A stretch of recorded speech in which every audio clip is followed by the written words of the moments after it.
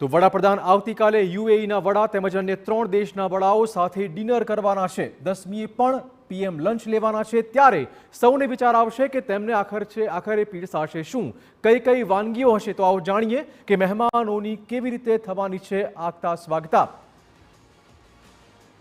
સૌથી પહેલા ડિનરની વાત કરીએ। ફુદીના બ્રોકોલી પનીર સબ્જ રોલ મહેમાનોને પીરસવામાં આવશે। લીલવાની કચોરી રહેશે, તવા પનીર, भिंडी बहार, रवैया बटाकाનું શાક, ગુજરાતી દાળ, લવિંગ ભાત મહેમાનોને પીરસવામાં આવશે।